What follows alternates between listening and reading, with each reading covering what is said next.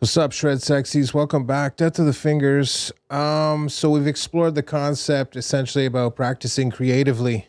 And you should think of lessons like that as more of like a kind of a university lecture where there's no real course material. It's meant to provoke a thought response and get you rethinking about how you approach the instrument and practicing. But of course, there has to be this sort of technical requirement too. So I came up with this exercise to demonstrate how you can start to put some of these pentatonic exercises together in a more sort of structured manner, if you will, and go through each step with you, of course, explaining it along the way. So, end of the intro. Let's get into this. All right, in the first example, we're using the pentatonic scale as our sort of exoskeleton to break down the fretboard, and we're playing in the key of G, so I need to move to the 3rd fret here of the low E string and then play this major pentatonic.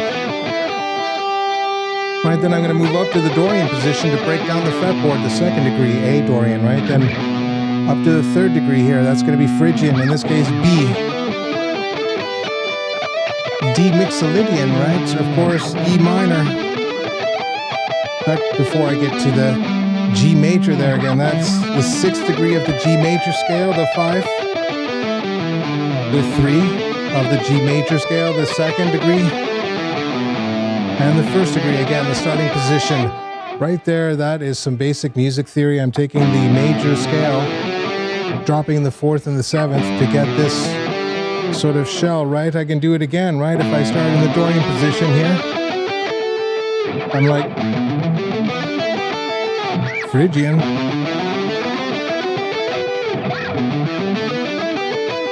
I think you get the idea there. Those things are basically incredibly closely related, and so you can use them interchangeably.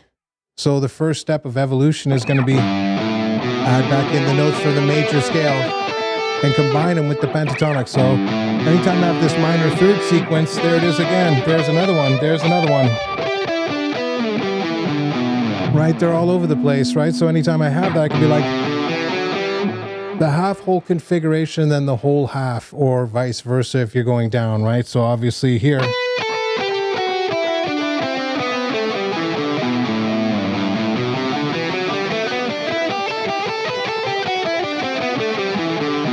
there it is again, at Phrygian,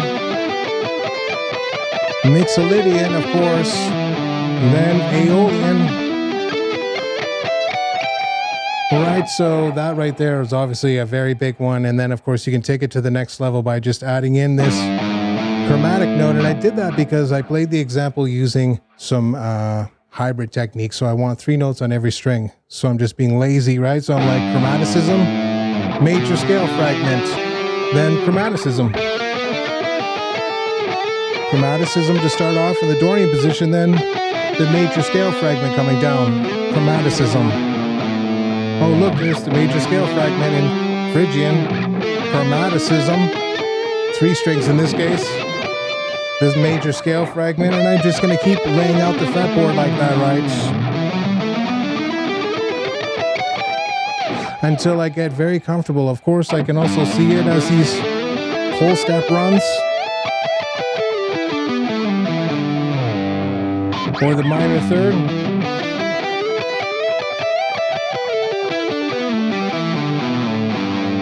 Okay, now that's sort of seeing the fretboard diagonally, but again, I'm sort of taking that sequence and starting to move it around, right?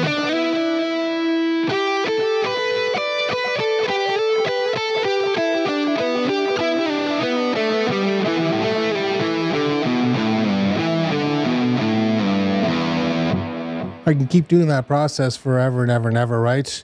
And then, of course, you can then combine the sort of basic ideas. You're like, okay, so that's going to be, if I just start off with this one and then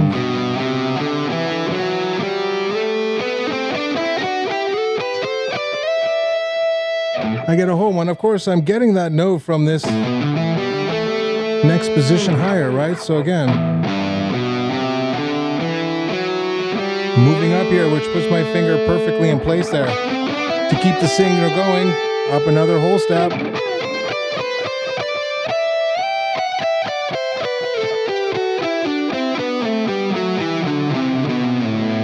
this from Dorian again. Okay, so they're all interrelated, trust me. It just takes a while for you to start to break it down, but that's got to be job number one. As far as the economy picking, you can either do alternate picking or economy. I would do sort of like alternate picking, maybe ascending. Then maybe economy picking coming down. Sorry, I was gonna do something else there, and I just was like, don't do that. So again, it's down, up, down. As far as the alternate picking, where you're using 3 notes, it's just every time I start thinking about that, my brain just goes to mush, right? Then you're gonna use the economy coming down, and then later on, of course, you can work on doing economy up and down, or vice versa, or whatever it is that you want to do. I don't really want to concentrate. You can also just do hammer-ons and pull-offs. In the case of ascending, listen, coming down, you should just be doing all pull-offs and hammer-ons. But in the case of ascending, I like to use like the arpeggio technique where I rake the pick through the strings, if you will. So it's...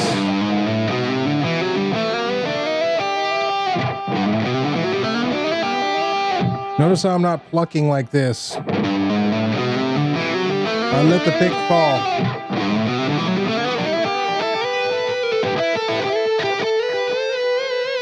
Right, and so on and so forth. So that's the first part, obviously. After I kind of get done the entire sequence here, I can then basically jump down here to this Mixolydian position. Now I have the whole step sequence there. But I also have this flat and third taken from the sort of chromaticism part of it. And I'm just borrowing it now. Right, and of course I'm making a sequence out of it.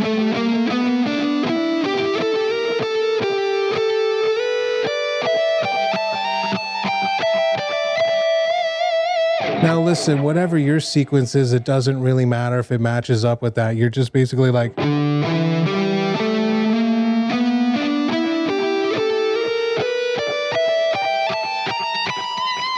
You have those collection of notes, if you will, to do it, and then of course just get it up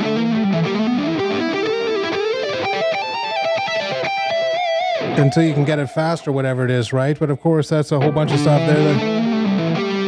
The little slide with the hammer on and pull off there. Moving your hand up. Moving in groups of 6. You can do this bend there. You don't actually have to do that little slide thing, so there's so many things to basically take away, but of course I'm just using this whole step sequence. And to add another lower complexity, I'm just basically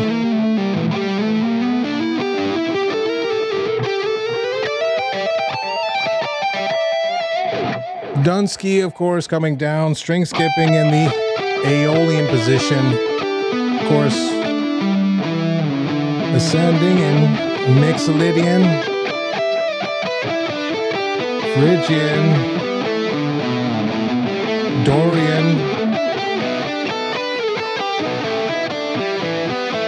Ionian's particularly brutal, right? So get through those bad boys and then going up, of course. And I don't know if I do anything after that. I don't think I do. I just basically, and then just move down to a note. Now, in this case, I'm using the 2nd degree, so I do that to leave my idea open-ended, because when I do the next section, of course, these sequences, I can now start on the root again, and it doesn't sound weird. If I move all the way to the root again and close my idea off, if I start on a note that's close to the root or sympathetic with it, I'm going to ruin it. And since I wanted to use this next position, I'm like, start here on the 2nd, which creates the tension for me to move back to 1, but I'm doing it way up here now, okay? That's the whole first section. Basically use this little hybrid scale and get good with it.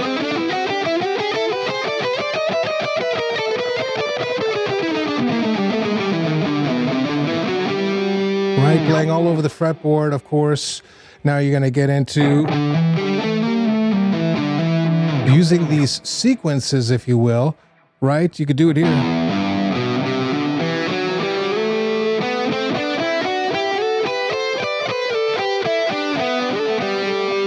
Right, that's combining both those major scale increments and then the pentatonic together, another great flavor. But with respect to the other one, I'm sort of targeting these one note of the sort of chromaticism, in this case, the flat third.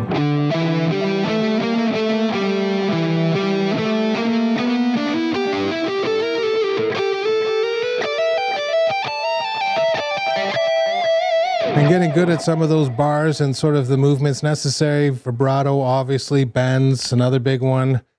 Slides, obviously. That's why I did that whole exercise. It basically covers all of that stuff. And last but not least, of course, is ending on a note that lets me then carry on the idea. In this case, we're going to talk about the sequence of 5s and then 7s. And we do more of these sort of whole step and minor third step sequences. Good times. Let's get into it. All right, with the second half, we're kicking it up a notch with doing these odd groupings, if you will, 5s and 7s. And then, of course, I'm also using the whole step pattern. And again, the minor third step pattern, if you will, to basically ascend back up to the position so I can alternate between 5s and 7s, right? So the 5s pattern is basically starting Aeolian here, still G major, E minor. I'm always going to be doing stuff on the high E and B string, right? So in this case, it's 15, 12, 15, 12. Sliding down to 10, right? Which puts me in this Mixolydian position. That gets me down to Phrygian, Dorian, and the major, where I can pull off and go all the way down to Aeolian in the open position. And then I can ascend using the whole step scale.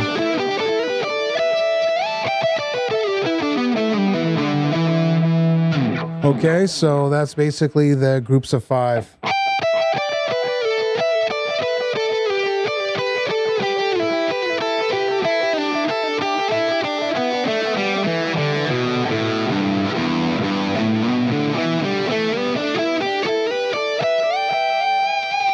Instead of doing 5s again, I was like, might as well do 7s. 1, 2, 3, 4, 5, 6, 7. Move to the next string above.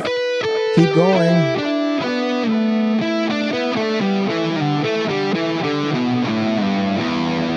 Like minor third territory. Sliding up a whole step, sliding up a whole step. Sliding down a whole step, down a whole step. Right, so it's I'm not nothing to write home to mom about. It just sounds really cool when you do it up to speed, right? So again, the first part is just mastering these positions, localizing it to 2 strings, and then working at moving through the shapes, right?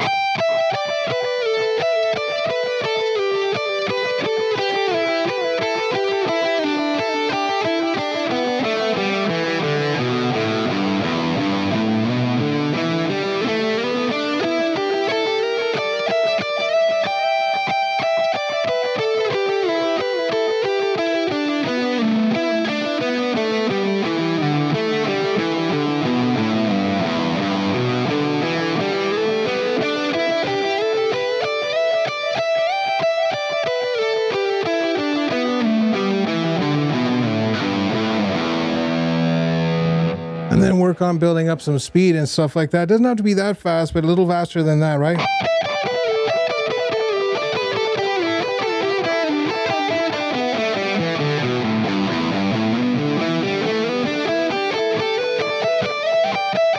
Ooh, cheated.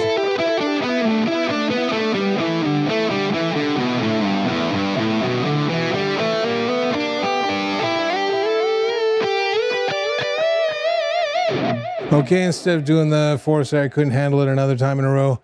I just kind of went on a little improv there. Again, using just the notes of the minor pentatonic for the most part. So that right there is obviously another great way of starting to practice this stuff, because instead of just being locked into this one position here and doing groups of 5, you can start to see how that interacts with the other ones, right? And you're like, okay, this gives me different finger combinations. And then you can be like,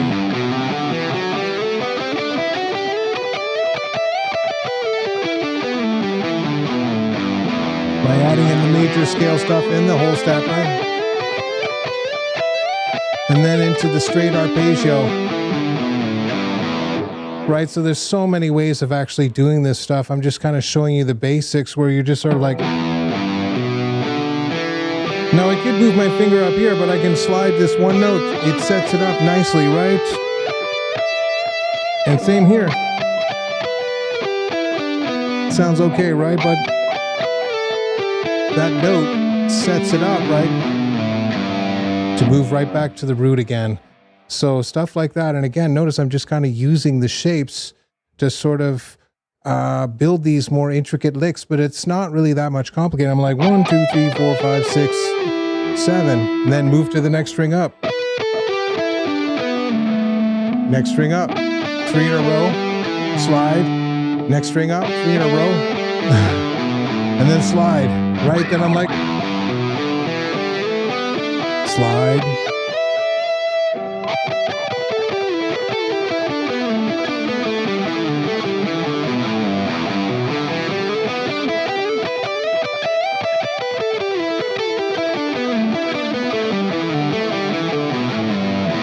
And you're going to keep practicing things like that, and maybe on the other one, you're going to go.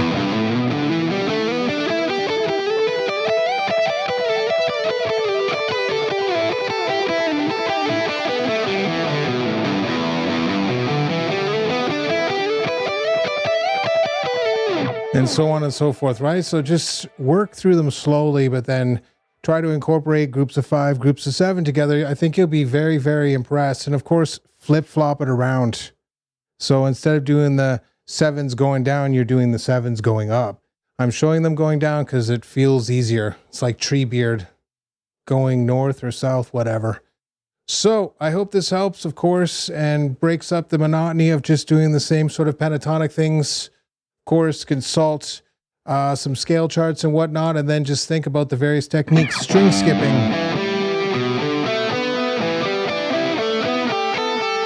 Sequences, 3s,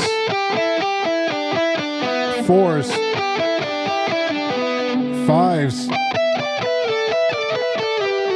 6s, 7s. I think you're getting the idea there, right? And last but not least, looking into these sequences where you're like,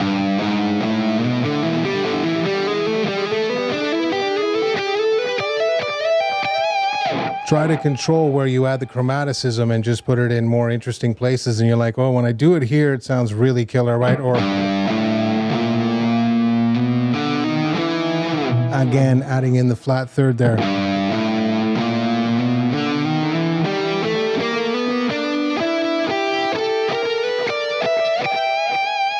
Once you have that little piece of information, you're like, it's this half step up, and then 2 notes, and you're like, same thing again.